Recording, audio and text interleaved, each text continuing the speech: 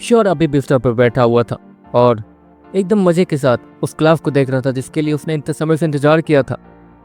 Class में साक्षी ma'am इस वक्त सभी बच्चों को पढ़ाना शुरू कर रही थी।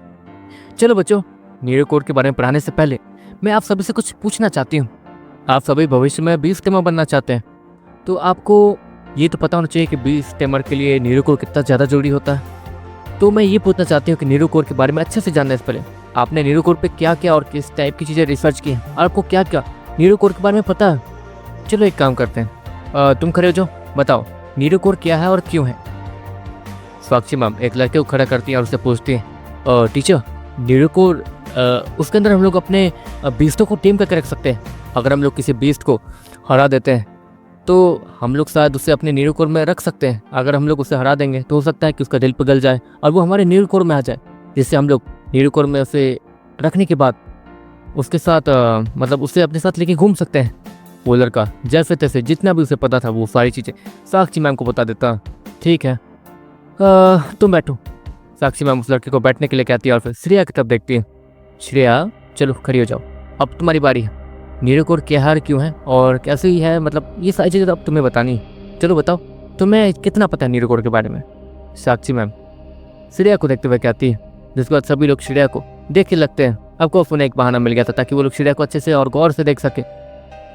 टीचर, नीरो कोड एक ऐसी चीज़ है जिससे प्राचीन समय में एक इंसान, जिसका नाम तो मुझे पता नहीं है क्योंकि उसका नाम हम लोग इसी क्लास में जानेंगे, ये मुझे पता है, इसलिए मुझे उसका नाम नहीं पता। लेकिन हाँ, वो एक इंसान, वो पहला इंसान था जिसने नीरो कोड जनरेट किया था और वो पहले इंसान थे जिन्होंने किसी बीस्ट को अपने सामने झुकने पे मजबूर किया था। और उस दिन उन्होंने उस बीस्ट को टेम किया और उन्हें पता चला कि वो लोग अपने जनरेट किए हुए नीरो कोर में किसी भी बीस्ट को रख सकते हैं। जब यहाँ के नॉर्मल जानवर और बाकी सारे जानवर जो हैं इवॉल्व होकर बीस्ट में बदलने लगे और बहुत ज़्यादा म्यूटेट हो गए, तो उस हिसाब से प्रकृति को, इंसानों को भी कुछ देना पड़ा। जैसे इस प्रकृति के बीच छोटे मोटे जानवर, एनिमल्स वगैरह इवॉल्व होकर मॉन्स्टर में बदलने लगे, वैसे वैसे ही ह्यूमन को भी इवॉल्व होने का एक मौका मिला इस प्रकृति के बीच, जहाँ पर ह्यूमंस ने एक नीरो कोर जनरेट किया और वही नीरो कोर सारे मॉन्स्टर्स और सारे बीस्टों से लड़ने का सबसे बड़ा हथियार बना बीस्ट टेमर्स का। श्रेया जैसे ही अपनी स्पीच खत्म करती है, सभी लोग तालियां बजाने लगते हैं। बहुत बढ़िया श्रेया, तुमने वाकई बाकी लोगों से ज़्यादा रिसर्च कर रखी है। चलो तुम भी बैठ जाओ और मैं अब नीरो कोड के बारे में अच्छे से पढ़ाने वाली हूँ, शुरुआत से लेके अंत तक। ठीक है, सभी लोग यहाँ ध्यान देंगे। टीचर ये कहती है और देखते देखते वो बोर्ड के पास जाती है और फिर देखो, ये जिन इंसान की फोटो तुम लोग देख रहे हो, ये वही इंसान है जिन्होंने सबसे पहले पूरे धरती ग्रह पर नीरो कोड को जनरेट किया था। ये उन इंसानों में से हैं जो कि चुपचाप घर से छिपकर बाहर निकला करते थे और मॉन्स्टर्स और बीस्टों का पीछा करते थे ताकि वो ये पता कर सके कि आखिर वो है क्या और क्या क्या कर सकते हैं। जिसके बाद एक दिन एक मॉन्स्टर ने उन्हें देख लिया, जिसके कारण उन्हें काफ़ी ज़्यादा तेज स्पीड के साथ वापस भागना पड़ा था। लेकिन भागना वो उन्हें ठीक नहीं लगा क्योंकि उन्हें पता था वो भागकर उन बीस्टों से तो नहीं बच सकते हैं। इसलिए उन्होंने उससे लड़ने का फैसला किया। लड़ाई के बीच में वो बहुत ज़्यादा घायल हो गए, लेकिन जब उनका आखिरी समय आया तो बस एक रोशनी और उन्होंने एक नीरो कोड जनरेट किया जो कि उनके बॉडी के ठीक नीचे, मतलब सीने के पास जनरेट हुआ था। नीरो कोड हमेशा सीने के पास होता है बच्चों, ये याद रखना। नीरो कोड जनरेट करने के बाद उनकी ताकत बढ़नी शुरू हो गई और उन्होंने उस बीस्ट को आसानी से हरा दिया। जिसके बाद वो बीस्ट भी ये देख के हैरान हुआ कि आखिर एक ह्यूमन उसे कैसे हरा सकता है। जिसके बाद उस ह्यूमन ने उसे मार दिया था। और इसी के साथ उसी समय के बाद से ह्यूमन्स का एवोल्यूशन शुरू हो चुका था। वो ह्यूमन बाकी ह्यूमन से ज़्यादा ताकतवर था, इसलिए सभी लोग जो कि घर में सिर्फ डरे डरे नहीं रहना चाहते थे और बाहर निकल कर उसी ह्यूमन की तरह बीस्टों का पीछा किया करते थे और तो कभी कभी उन बीस्टों से भिड़ भी जाया करते थे, वो सभी उस आदमी के पास आए जिसने नीरो को जनरेट किया था। देखते देखते उस आदमी ने अपनी एक खतरनाक सी टीम बनाई, जिसके बाद धीरे धीरे सारे ह्यूमंस ने नीरो को जनरेट किया और पूरी धरती ग्रह पे शांत माहौल आ गया। मतलब ऐसा जिस माहौल में तुम जी रहे हो, वरना आज अगर हम लोग प्राचीन समय में जन्म लिए होते तब तो हमारी लाइफ तो कुछ और ही होती। ठीक है, और इस इंसान का नाम है सिद्धार्थ वरदान। सिद्धार्थ वरदान वो ह्यूमन थे जिन्होंने सबसे पहले नीरो को जनरेट किया और सबसे पहले इंसान भी वही थे जिन्होंने एक बीस्ट को टेम किया था। और बीस्ट को टेम करने के बाद वो कोई भी ह्यूमन जो भी बीस्ट को टेम करता, वो बीस्ट उसके नीरो कोर में चला जाता न्यूरोकोर में जाने के बाद वो वहाँ पर रहता है, उसे खाने पीने की भी जरूरत नहीं पड़ती है। वो ह्यूमन जब चाहे तब उसके जीन्स को अपने साथ कंबाइन कर सकता है। मतलब अगर मान लो ये एक बिल्ली है, अगर ये बीस्ट होती और अगर ये मेरे न्यूरोकोर में होती तो मैं इसके जीन्स को अपने साथ कंबाइन कर सकती थी और मैं एक म्यूटेंट ह्यूमनाइड बिल्ली बन सकती थी। अगर इसके जो जीन्स मेरे साथ कंबाइन होने के लिए कंफर्टेबल ही होंगे, वो जीन्स मेरे साथ कंबाइन हो जाएंगे और मैं इसके कुछ पावर्स का इस्तेमाल भी कर पाऊंगी। बिल्कुल ऐसा ही कुछ इंटरेस्टिंग है। और बीस्ट टेमर्स के लिए यही बहुत ज़्यादा खास बात है। जिसके बाद धीरे धीरे समय बदला, जिसके बाद हम लोग इतने ज़्यादा इवॉल्व हो गए कि हम लोग अपने न्यूरोकोर से अपने बीस्ट को बाहर भी बुलाना सीख चुके थे। मतलब सीखना नहीं, इसे टेक्नोलॉजी कह सकते हैं। हमारे हाथों में जो ये बटन देख रहे हो, इसे दबाते ही हम लोग अपने न्यूरोकोर से अपने बीस्ट को बाहर बुला सकते हैं, बस सोच भर के कि हमें किस बीस्ट को बाहर बुलाना है। चलो, आधी क्लास तो ऐसे ही खत्म हो गई और अब एक सवाल तुम लोग के मन में होगा ही कि आखिर न्यूरोकोर जनरेट करने के बाद हमारी ताकत कैसे बढ़ती है। इसका बस सिंपल सा जवाब है, तुम्हें किसी भी बीस्ट को टेम करना होगा। टेम करने के बाद उस बीस्ट के पास भी न्यूरोकोर होता है। उस बीस्ट के न्यूरोकोर लिक्विड को हमें हासिल करना होगा, जिसके बाद उस न्यूरोकोर लिक्विड को जब हम अपने न्यूरोकोर में इंजेक्ट करेंगे, उसके बाद हमारी न्यूरोकोर की ताकत बढ़ेगी। और न्यूरोकोर का ताकत बढ़ना मतलब तुम्हारी ताकत बढ़ना। और जो भी न्यूरोकोर जनरेट करता है वो क्लासिक लेवल से ही अपने न्यूरोकोर को स्टार्टिंग में लाता है। मतलब जो भी न्यूरोकोर जनरेट करेगा उसका लेवल क्लासिक लेवल 1 होगा, ये ध्यान रखना। जिसके बाद अगर कोई बीस्ट क्लासिक लेवल 2 है तो तुम्हें उसे या तो टेम करना होगा या तो उसे जबरदस्ती उस न्यूरोकोर लिक्विड को हासिल करके अपने न्यूरोकोर में इंजेक्ट करना होगा, जिसके बाद ही तुम्हारी ताकत बढ़ पाएगी। मतलब तुम जितने ताकतवर हो तो तुम्हें अपने से ज़्यादा ताकतवर बीस्ट को ही टारगेट करना होगा ताकि तुम्हारी ताकत बढ़ सके। और बीस्ट टेमर्स के लिए यही सबसे ज़्यादा डरावनी बात है, क्योंकि अगर बीस्ट टेमर बनना है तो डर को तो किसी कचरे के डब्बे में फेंकना पड़ेगा, ये ध्यान रखना। इतना कहने के बाद साक्षी मैम वहीं बैठ जाती है और देखते देखते पूरी क्लास खत्म होती है और श्योर वो भी एक लंबी अंगड़ाई लेता। रात हो चुकी थी। श्योर अपनी आंखें बंद करता है। अरे नहीं, पहले इस पेन ड्राइव को खत्म कर देता हूँ मैं। श्योर इतना कहता है और इस पेन ड्राइव में जो भी चीज़ थी सारी चीज़ें डिलीट कर देता है और उस पेन ड्राइव को भी तोड़कर कचरे में फेंक देता। डर को कचरे में फेंको, ये श्योर इतना कहता है और सो जाता है। लेकिन सोने से पहले से श्रेया का ख्याल तो आता ही है। Shreya, thank you so much, तुम्हें मेरी बहुत ज़्यादा मदद की है, बहुत बहुत ज़्यादा। इस चीज़ को मैं कभी भी नहीं भूलूंगा और मौका मिलने पर तुम्हें थैंक यू तो जरूर बोलूंगा। श्योर इतना कहते कहते सो जाता है। जिसके बाद जब अगले दिन श्योर की आंखें खुलती हैं तो वो अपने सामने कुछ लोगों को देखता है। क्यों वह आज यहीं पड़ा रह गया? हम तो दरवाजे पर तरह इंतजार कर रहे थे, तेरे वजह से हमारा टाइम वेस्ट हुआ है। चल अब हमारे सामने मुर्गा बंद। अचानक से विक्रम वहाँ आता है और श्योर से कहता है, 1 मिनट, ये क्या बात हुई? मैं बहुत ज़्यादा परेशान हूँ, प्लीज़ मुझे छोड़ दो। श्योर उन सभी को देखते हुए कहता है, वहाँ पर सिर्फ 2 लोग आए थे, विक्रम और अंश, दोनों ही कमीने थे। अच्छा, एक तो तेरे वजह से नीचे हमारा टाइम वेस्ट हुआ, उसकी भरपाई कौन करेगा? चल मुर्गा बन, ये स्ट्रेचर के ऊपर ही मुर्गा बन, समझा? विक्रम श्योर से कहता। जिस बार अचानक से ही पीछे से डॉक्टर प्रीति आती है। क्यों बच्चों, यहाँ पर तुम लोग लड़ने आए हो? अच्छा, कैसा होगा अगर मैं तुम दोनों को यहाँ से मतलब इस स्कूल से निकलवा दूँ तो? डॉक्टर प्रीति श्योर को देखती है और फिर उन दोनों लड़कों को देखते हुए कहती है जो कि श्योर को तंग कर रहे थे, और उन दोनों लड़कों का चेहरा वो उतर जाता है। ऑफ कोर्स डॉक्टर प्रीति एक डॉक्टर थी और एक डॉक्टर यहाँ पर बहुत कुछ कर सकती है। 20 टेमर्स के बाद डॉक्टर वाला प्रोफेशन ही बहुत ज़्यादा टॉप का प्रोफेशन होता है। इस यूनिवर्स में डॉक्टर मतलब ये नहीं कि वो लोग सिर्फ बीमारों का इलाज करते हैं, उनके पास बहुत सारी ताकतें होती हैं। वो सभी बहुत सारी चीज़ें इन्वेंट कर सकते हैं, बहुत सारे बीस्तों के जीन्स को मिलाकर कुछ नया बना सकते हैं। यहाँ पर डॉक्टर्स का मतलब ये होता है, इसलिए डॉक्टर के पास इतनी पावर होती है। और अगर डॉक्टर प्रीति चाहे तो इन दोनों लड़कों को आसानी से स्कूल से निकलवा सकती है, चाहे ये लोग कितने भी अमीर क्यों ना हो। साले बच गया आज नीचे तो आ, फिर दिखाता हूँ। विक्रम इतना कहता और वहाँ से चला जाता है अंश के साथ। जिसके बाद डॉक्टर प्रीति ईश्वर के पास आके बैठती हैं और फिर, तुम ऐसा क्यों करते हो? जहाँ तक है तुम्हारी बहन इतनी बड़ी डॉक्टर है, 3 स्टार डॉक्टर, बाप रे बाप, मैं तो स्टार्टिंग डॉक्टर हूँ, 1 स्टार डॉक्टर भी नहीं। तुम सभी को ये क्यों नहीं बता देते कि डॉक्टर अनन्या ही तुम्हारी बहन है? डॉक्टर प्रीति श्योर से कहती है, बहन, सौतेली बहन। श्योर अकड़ते हुए कहता, सौतेली बहन है, लेकिन वो तुम्हें कितना मानती है? ऐसा तो बिल्कुल नहीं है ना कि उसने तुम्हें भुला दिया।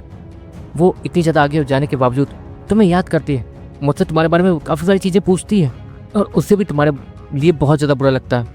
तुम्हारे बारे में जब भी ये सारी चीज़ें वो सुनती है कि तुम्हें तंग करते हैं लोग, उससे उसका खून खौलता है। देखो एक काम करो, तुम एक बार अपनी बहन से जाके मिलो। देखो वो तुम्हारे लिए जो चाहती है वो चाहती है, क्योंकि तुम्हें नहीं पसंद था कि तुम्हारी बहन तुमसे जुड़े, तो वो नहीं जुड़ी। ना ही किसी को बताया कि तुम उसके भाई हो, ताकि तुम उससे गुस्सा ना हो जाओ। देखो, वो तुम्हारी इतनी चिंता करती है, लेकिन तुम। डॉक्टर प्रीति श्योर से कहती है, मेरे मॉम डैड आज उस लड़की की वजह से इस दुनिया में नहीं है, और आप चाहती है कि मैं उसके साथ। नहीं, मैं उसके साथ दोबारा नहीं आऊंगा, कभी भी नहीं आऊंगा। मैं अपनी उस बहन से नफरत करता हूँ, मैं उसे अपनी बहन मानता भी नहीं हूँ। श्योर इतना कहने के बाद एक अजीब सी चीज को नीचे फेंक देता है, जिससे वो चीज टूट जाती है। जिसके बाद श्योर वहां से जाने लगता है। सुनो श्योर, तुमने एक चीज देखा है, अगर मैं तुम्हारी बहन से जुड़ी नहीं होती और मुझे तुम्हारे बारे में पता नहीं होता, ना ही तुम्हारी बहन ने मुझे तुम्हारे बारे में बताया होता, तो मैं भी तुम्हारी दोस्त नहीं होती। तुम पूरी तरीके से अकेले रहते, तुम इस स्कूल में भी पूरी तरीके से अकेले थे। श्योर, ये ध्यान रखना, तुम्हारी ये जो अकेली एक दोस्त है डॉक्टर प्रीति, ये भी डॉक्टर अनन्या की वजह से ही है, ये ध्यान रखना। डॉक्टर प्रीति श्योर को कहती है। ऑफकोर्स श्योर की बहन उसके लिए इतना कर रही है और फिर भी श्योर उसे मानता ही नहीं। ये बात प्रीति को बिल्कुल भी अच्छी नहीं लगी थी। ठीक है, तो आप उनकी वजह से मेरी दोस्त बनी है ना? ठीक है, मैं आज के बाद कभी नहीं आऊँगा, भले मैं मर क्यों ना जाऊँ, लेकिन आपके पास नहीं आऊँगा। श्योर इतना कहने के बाद वहाँ से चला जाता और डॉक्टर प्रीति उसे जाते हुए देखते रहती है। अरे बाप रे, ये मैंने क्या कर दिया। हाँ, भले ही मैं उसकी बहन की वजह से इसकी दोस्त बनी थी, लेकिन श्योर सच में अच्छा लड़का है। ओहो, इसे मनाना पड़ेगा अब। डॉक्टर प्रीति मन मन सोचती है। दूसरी तरफ श्योर वो अपने क्लासरूम पहुंच जाता और अपनी जगह पर बैठ जाता, जिसके बाद वो श्रेया के आने का इंतजार करने लगता है। श्रेया के आने के बाद श्योर उसकी तरफ देखता तो है, लेकिन श्रेया उसकी तरफ नहीं देखती है। दूसरी तरफ शीन शिफ्ट होता है, जहाँ पर एक सुंदर सी डॉक्टर, जो कि ऑफकोर्स डॉक्टर अनन्या थी, वो अपने बिस्तर पर सोई हुई थी। तभी उसका फोन बजता है। डॉक्टर अनन्या अपने फोन को पिकअप करती है और खड़ी हो जाती है। जी, आपने फोन किया? डॉक्टर अनन्या कॉल पे कहती है। अनन्या, तुम्हें जल्द से जल्द आना होगा, यहाँ हमें कुछ मिला है। एक डॉक्टर खुशी में चिल्लाते हुए कहता और डॉक्टर अनन्या से कॉल पे कहता, डॉक्टर संजीव, आप कुछ क्लियर बताएंगे या नहीं, या फिर मैं ऐसे ही आ जाऊं? डॉक्टर अनन्या डॉक्टर संजीव से कहती है, तुम बस जल्द से जल्द आओ, हमें कुछ ऐसा मिला है जो कि शायद देवता से जुड़ा हुआ है। डॉक्टर संजीव जैसा ही ये कहते हैं, डॉक्टर अनन्या का फ़ोन उसके हाथों से गिर जाता है और अगले ही सीन में वो जल्द से जल्द फ्रेश होने के लिए जाने लगती है। वो जल्द से जल्द भाग दौड़ करते हुए अपने आप को पूरी तरीके से तैयार करती है और फिर वो जल्द से जल्द वहाँ पहुँचती है जहाँ पर उसे पहुँचने के लिए कहा गया था। उसे जंगल में पहुँचना था, जहाँ पर काफ़ी सारे बीफ टेमर्स उसके साथ आए हुए थे उसे प्रोटेक्ट करने के लिए। वो अपने सामने देखती है जहाँ पर बहुत ज़्यादा तबाही मची हुई थी। वहाँ पर बीचों बीच एक अजीब सा पत्थर गिरा हुआ था, जिसकी एक या दो लाल आंखें थी जो कि चमक रही थी, लेकिन फेड भी हो रही थी, जैसे कि वो खत्म होने वाली हो। उस पत्थर को देखकर बिल्कुल ऐसा ही लग रहा था जैसे कि उसके अंदर कोई दिया है जो कि बुझने वाला है। डॉक्टर संजीव, अनन्या संजीव से कहती है, अनन्या, मैं तुम्हारा इंतजार कर रहा था, ये देखो, हो न हो ये पक्का देवता से जुड़ा हुआ है। संजीव अनन्या से कहता, ठीक है, देवता से जुड़ा हुआ है, लेकिन ये एक नॉर्मल मीटियोर भी तो हो सकता है। डॉक्टर अनन्या जैसे ये कहती है, सारे डॉक्टर्स संजीव को देखने लगते हैं, क्योंकि संजीव ने सभी को यही कह के यहाँ बुलवाया है कि ये जो भी चीज़ है ये देवता से जुड़ी हुई है, और अगर सच में ये बस एक मीटियोर हुआ जो कि धरती ग्रह के बाहर से ऐसे ही नॉर्मल उड़ते हुए यहाँ आ गया है, तब तो उन सभी का सर पक्का खराब होने वाला था, क्योंकि उन सबकी टेक्नोलॉजी ऑलरेडी बहुत ज़्यादा आगे जा चुकी है और ऑफकोर्स वो लोग ऐसी चीज़ों में इंटरेस्ट नहीं लेने वाले थे। अरे नहीं नहीं, तुम ठीक से देखो। अच्छा एक बात बताओ, हमारे धरती ग्रह पर कोई मीटियोर आके गिर सकता है, कोई नॉर्मल मीटियोर? संजीव अनन्या से कहते हैं और उसे ऊपर देखने का इशारा करते हैं। हमारे पूरे धरती ग्रह को प्रोटेक्टिव फील्ड से प्रोटेक्ट रखा गया है, ताकि किसी भी टाइप का मीटियोर वगैरह या फिर जो दुश्मन वगैरह हैं हमारे, वो हम पे हमला न कर सके। दुश्मन के बारे में तो नहीं पता, लेकिन मीटियोर वगैरह तो आज तक हमारे धरती ग्रह पर गिरे नहीं है इस प्रोटेक्टिव फील्ड को लगाने के बाद, लेकिन ये उस फील्ड को तोड़ कर यहाँ आ गया। हाँ ऑफकोर्स वो फील्ड अब तक रिपेयर हो चुकी है, लेकिन ये पत्थर ये हमारे पास आके गिरा है, मतलब इस पर हमारा हक है और इस पर हम लोग अच्छे से रिसर्च कर सकते हैं। अनन्या सोचो। डॉक्टर संजीव अनन्या से कहते हैं, जिसके बाद डॉक्टर अनन्या आसमान में देखती है जहाँ पर एक ब्लू रंग की प्रोटेक्टिव फील्ड जो कि पूरी तरीके से ट्रांसपेरेंट थी वो दिख रही थी। वो पूरे धरती ग्रह को घेरे हुई थी, जिससे धरती ग्रह हमेशा सेफ रहता था दुश्मनों से और उन छोटे मोटे मीटियोर से, जिससे धरती ग्रह को थोड़ा बहुत नुकसान पहुंच सकता था। अरे अनन्या एक काम करो, पहले तुम इसे अच्छे से जाकर रिसर्च कर लो, क्योंकि हम सभी लोग इसके पास जाने से डर रहे हैं। कहीं ये सच में कुछ ऐसी चीज हुई जिससे धरती ग्रह को नुकसान पहुंचा। तुम यहाँ पे सबसे बड़ी डॉक्टर हो ना, तुम जाके बस चेक कर लो। डॉक्टर संजीव अनन्या से कहते हैं और अनन्या हाँ बोलती है और अपने इक्विपमेंट वगैरह लेकर वो उस पत्थर के पास पहुंच जाती है, जिसके बाद वो उस पत्थर को अच्छे से चेक करने लगती है। ऊपर चारों तरफ रिसर्च करने के बाद अनन्या आखिर में उसे अपने दोनों हाथों से उठाती है। वो पत्थर ज़्यादा भारी नहीं था, वो थोड़ा ही बड़ा था। अनन्या उसे नॉर्मली उठा लेती है और चलकर डॉक्टर संजीव के पास जाने लगती है ताकि वो सभी उस बड़े से पत्थर को लेकर लैब पहुंच सके। अगले पल उस पत्थर से एक लाल आँख चमकते हुए खुलती है। ये लड़की मेरे बहुत ज़्यादा करीब है, इसे ही अपना होस्ट बना लेता हूँ। हाँ, कम से कम मैं ठीक तो हो जाऊंगा और तो मेरे पास एक बैकअप प्लान भी होगा। हाँ, इतना कहने के बाद वो पत्थर थोड़ा सा साइन करता है और पता नहीं क्यों डॉक्टर अनन्या के हाथों में कुछ चुभता है, लेकिन वो उस पर ध्यान नहीं देती है। ऑफकोर्स वो पत्थर थोड़ा बहुत नोकीला भी था, हो सकता है कि उस पत्थर के नोकीलेपन से अनन्या को कुछ चुभ गया हो। अनन्या यही सब पूछते हुए धीरे धीरे संजीव के पास जाती है। डॉक्टर संजीव, ये लीजिए अपने देवता का पत्थर। पहले तो उससे अजीब सा नाम देना बंद करो सभी लोग, इसका नाम रखते हैं दिव्य पत्थर। कैसा नाम है? अनन्या सभी से कहती है। अनन्या, ये तो अच्छा नाम है, अब से हमारे प्रोजेक्ट का नाम होगा दिव्य पत्थर। संजीव ये कहते हैं, जिसके बाद वो पत्थर जो कि अनन्या के हाथ में था, अनन्या उसे नीचे रख देती है। जिसके बाद देखते देखते वो पत्थर वो गुस्से में दिखने लगता है और हिलने लगता है। सारे डॉक्टर्स उस पत्थर को हिलता हुआ देखकर पीछे हट जाते हैं। अनन्या को अपने हाथों में थोड़ी चुभन हो तो रही थी, लेकिन वो उस पर ध्यान नहीं दे रही थी। अगले ही पल वो पत्थर अपनी आंखें बंद करने लगता है और उसकी आंखों की रोशनी धीरे धीरे बंद होने लगती है। मुझे कोई ऐसा चाहिए जिससे मैं ताकत खींच सकूं, जिसके बाद मुझे भी ताकत वापस मिलेगी। इस लड़की को मैं अपना होस्ट बना के। इससे पहले कि वो पत्थर और भी कुछ कहता, उसका चमकना बंद हो जाता है और वो लाल रंग से जो चमक रहा था वो कम हो जाता। दूसरी तरफ अनन्या की उंगलियों में भी कुछ लाल रंग का चमक रहा था, जिस पर वो ध्यान नहीं दे रही थी। इसलिए जैसे ही वो पत्थर रिस्पॉन्स करना बंद करता, वैसे ही वो लाल रोशनी जो कि हल्की सी छोटी सी चीज़ थी वो शाइन करना बंद कर देती है और कोई भी उस चीज़ पर ध्यान नहीं देता। उस चीज़ ने अनन्या के हाथों को अच्छे से जकड़ के पकड़ कर रखा हुआ था और वो बहुत ज़्यादा छोटी चीज़ थी जिसके कारण कोई भी उसे देख नहीं सकता था। दूसरी तरफ शौर्य, वो इस वक्त अपने कैंटीन में आ चुका था खाने के लिए। शौर्य जिस कैंटीन में आया था वहाँ पर भीड़ ही भीड़ थी, लेकिन जहाँ शौर्य बैठा था वहाँ कोई भी आके नहीं बैठने वाला था। ऑफकोर्स शौर्य एक नंबर का फद्दू बच्चा है, किसी काम का नहीं है, तो उसके साथ कोई क्यों ही बैठेगा। दूसरी तरफ शौर्य श्रेया की तरफ देखता, वो नॉर्मली अपना खाना खा रही थी और उसे एक अलग सा टेबल दिया गया था। ऑफकोर्स वो बहुत ज़्यादा टैलेंटेड थी और यहाँ टैलेंट की बहुत ज़्यादा कदर की जाती है। शौर्य भी अच्छे से जानता था, एक दिन मैं भी उस जगह पर आके बैठूंगा श्रेया, देखना मैं भी बहुत ज़्यादा टैलेंटेड बन जाऊंगा। शौर्य मन ही मन सोचता है, थोड़ा सा बड़बड़ाता भी है। अगले पल शौर्य वो जब अपने लंच को खोलने लगता है जिसे उसने अभी अभी खरीदा था, उसके लंच के ऊपर कोई अपने जूते, गंदे जूते वाले पाँव सीधे उसके लंच के ऊपर रख देता है, जिससे शौर्य का पूरा खाना खराब हो जाता है। शौर्य ये सब देखने के बाद पीछे हटता, ये क्या कर रहे हो तुम? शौर्य विक्रम से कहता, वहाँ तो बच गया था लेकिन यहाँ पर। विक्रम इतना कहने के बाद उस बड़े से टेबल पर चढ़ता और शौर्य के खाने को अच्छे से अपने जूतों की मदद से मसल के रख देता। शौर्य के पास आखिरी पैसे बाकी रह गए थे जिससे उसने ये लंच खरीदा था, और तो और पिछले ही दिन शौर्य का खून भी बहा था, वो भी बहुत ज़्यादा, जिसके कारण शौर्य को अब भी कमजोरी लग रही थी। देखो मेरे पास, देखो मैं बहुत ज़्यादा थका हुआ हूँ, कल मेरे चोट लगी थी। और शौर्य उन सभी को एक्सप्लेन करते हुए कहता था कि वो लोग आज के लिए तो इसे तंग ना करे। चोट लगी थी? क्या हमारी वजह से तुझे चोट लगी थी जो तू हमसे कह रहा है? इतना कहने के बाद विक्रम शौर्य के उसी चोट पे अपना हाथ मार देता है। वो जैसे उसके सर पे जहाँ से खून निकल रहा था वहाँ हाथ मारता, वैसे ही वहाँ से और भी ज़्यादा तेजी से खून निकलना शुरू हो जाता है, जिसकी वजह से शौर्य लड़खड़ा कर पीछे जाने लगता है और विक्रम उसे एक और लात मारता है, जिससे शौर्य और भी ज़्यादा तेजी से पीछे जाके गिरता। तुझे खाना खाना ना, ले।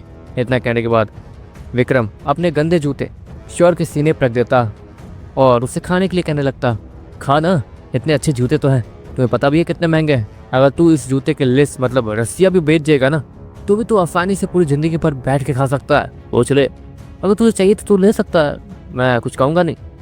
विक्रम शौर्य से कहता। शौर्य गुस्से से विक्रम को देख रहा था, जिसके बाद शौर्य एक बार पलट कर श्रेया की तरफ देखता।